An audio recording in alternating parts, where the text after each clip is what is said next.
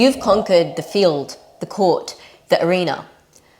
But now that you are an ex-athlete, your mind races, your focus wavers, and restlessness sets in.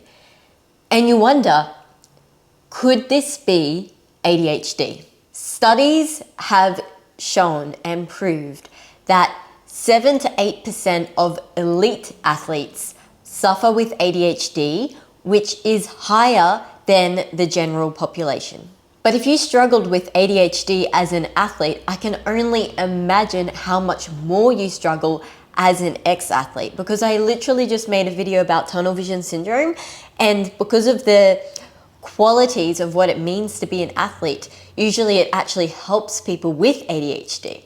So then without that structure and that identity of being in the sport and being an athlete, usually the ADHD comes to surface more, and of course you struggle even more with focus and you're really restless. And this is what I mean by ADHD being a double-edged sword. Because ADHD also comes alongside with hyperfocus and really high energy, which can be a very useful tool as an athlete. But then we have the double-edged sword of, oh dear, now you are an ex-athlete who has retired. And so this hyperactivity and high energy, it doesn't serve you when you are struggling with that transition from, sport and being an athlete to this normal life. As I've said in many videos, retirement isn't just a physical transition. It is a huge mental transition and a huge spiritual transition as well. I remember I woke up every single day for years, literally not knowing who I was, let alone what to do. It was the most uncomfortable, scary feeling ever. Another aspect that is not talked about enough, and that you may not even be aware of, is the inner child healing. Because many athletes have channeled inner child wounds into their sport. Not only has this been shown statistically and psychologically, but even from my own experience as an athlete, you get to know the athletes alongside you pretty well, and everyone I knew had these inner child wounds and stories that were uncomfortable and sad, and that did wound them, but they channeled them into their sport, and it was a reason for them to continue their sport. So addressing these wounds can be extremely transformative and very healing within the transition from sport to life and finding your new purpose and healing, etc. Not to mention, mindfulness and meditation can really help reduce the overthinking, the hyperactivity, practice stillness, and it can reduce ADHD actually significantly. I know people within my very circle that used to have ADHD, started meditating, and they live by the words of meditation, solved my ADHD.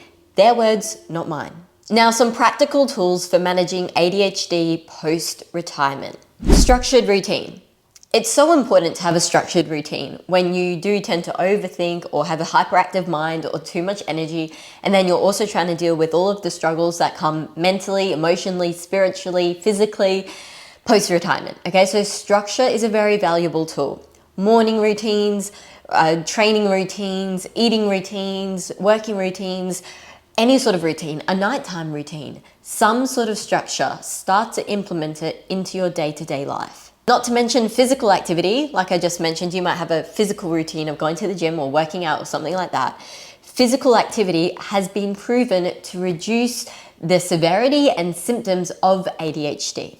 This is simply because physical activity or physical output, it improves your mood. And it also teaches you to focus. You can't really train well without focusing on what you're doing, right? And you would know that being an ex-athlete. Another one is goal setting. Now, this can be a double-edged sword when you first retire or if you're still struggling.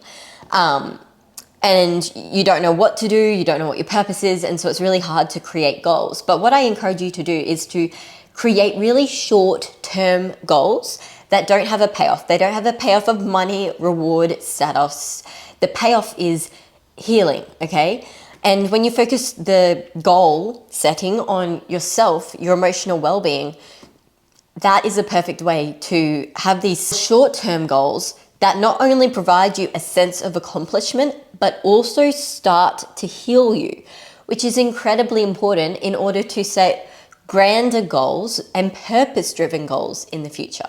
And the last one is, of course, to, seek professional support, therapists, someone like myself, to help you with the ADHD symptoms, but also the severity of the ADHD, which tends to be even more pronounced in ex-athletes because many athletes actually unknowingly or unawareingly had ADHD. They were very hyperactive, they had a lot of energy, their mind would, think a lot, which is one aspect of their sport and how it served them. But as I mentioned in the beginning, it's a double-edged sword. So it doesn't really serve you as an ex-athlete, but professional support can definitely support you in your journey of managing the ADHD, and in a lot of cases actually dismissing the ADHD and living without the ADHD. As I mentioned, someone in my circle literally has this sentence that they say all the time, how meditation solved their ADHD. Again, their words, not mine. Now, you might be thinking in the back of your mind, yeah, but I can't get back to my athletic career anyway, and I can't get back to my athletic identity anyway. And that athletic career and that athletic identity was the thing that helped me with my ADHD. But as I always say, whilst that chapter has closed, another one is awaiting you. And the skills that you honed in sport, like resilience, discipline, maybe teamwork, these are still skills. These are still skills that you still have. And I encourage you to tap into them because that can really help you as well. The skills that you had as an athlete, they are transferable into your new chapter. That's the whole point. You have so many skills being an ex-athlete that many people don't have because they never had the chance to implement them, or coaches, or this certain lifestyle of being an athlete, which is just so, it is very different. It doesn't make you superior. It doesn't make you better than someone else, okay? That's the ego talking. But what it does provide you with is a whole set of skills that you can use to your own advantage to help you transfer into this new chapter after sport. You also might be thinking, I don't make enough money to invest in myself, to get the support, to seek the guidance or coaching, etc. You don't have the money. But of course, investing in your mental and emotional well-being is invaluable, meaning you couldn't even put a price on it. Your emotional and mental well-being is going to determine whether you open this new chapter of the book and you make the most out of it and you find a new sense of joy, purpose, you know who you are, and you build a new future for yourself that is so authentic and aligned. On the other hand, if you don't, then it's literally putting your own life at risk, honestly. And sharing your journey, it can help others and inspire others, which is part of what I do, If I never sought for the help or the guidance and, also studied a lot of these things, I wouldn't be in the position I'm in today. And I say it all the time, I'm so grateful and blessed. And I have so much purpose in what I do now. It's a very relieving feeling, don't get me wrong. But if I wasn't courageous enough and I put a price on my mental and emotional well-being, there's no way this camera would be turned on today. As I always say, retirement isn't the end, it's the beginning of something new. By understanding and managing this ADHD, it helps you heal, helps you reconnect to your true self, your most authentic self. And by applying the right kind of tools, you really can manage it, or unbeknownst to you, maybe even get rid of the ADHD. And therefore go throughout this new chapter of your life with less tension, less overthinking, less restlessness, because again, overthinking is the killer of joy. Overthinking doesn't actually bring you the clarity of what you're trying to think about. Overthinking literally keeps you stuck in either the past or the future, and where you get the answers is in the present anyway. And I always say to people, why do we always give things random meaning, okay? It's like, okay, if I have ADHD, then I'm gonna be like this and I'm gonna be like that. And because of the belief systems there, you don't believe that you can manage it or that you can get out of ADHD, okay?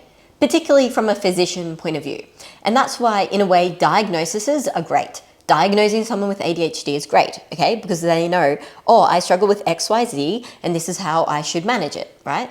But in the same way, it's a double-edged sword because people are like, okay, I'm diagnosed with ADHD now, and therefore I'm going to continue to live with ADHD for the rest of my life. But the thing is, certain diagnoses are healable, okay?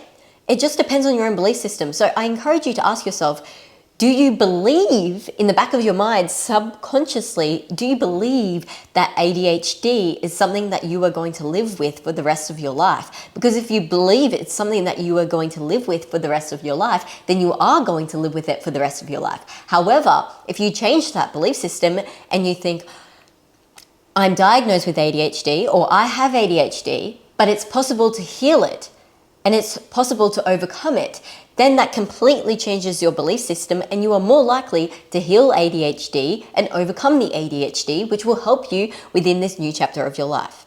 As human beings, we give things meaning all the time, and sometimes it's important to give things meaning or acknowledge them or diagnose them, absolutely. But it's also very important to take with us the intent of acknowledgement and diagnosis, and also the possibility of no longer living with that diagnosis, or for example, like let's just say that you struggle with depression. Let's just say you acknowledge the depression, which is really important. But in the acknowledgement, it's also important to understand that, but I don't have to live this way for the rest of my life. Just because I am depressed, it doesn't mean that you have to live this way for the rest of your life. Whereas if you believe I am depressed, and it has this belief that therefore I'm going to continue to live this way, well then you're literally getting in your own way. And that's what I mean, like diagnoses have a double-edged sword, okay?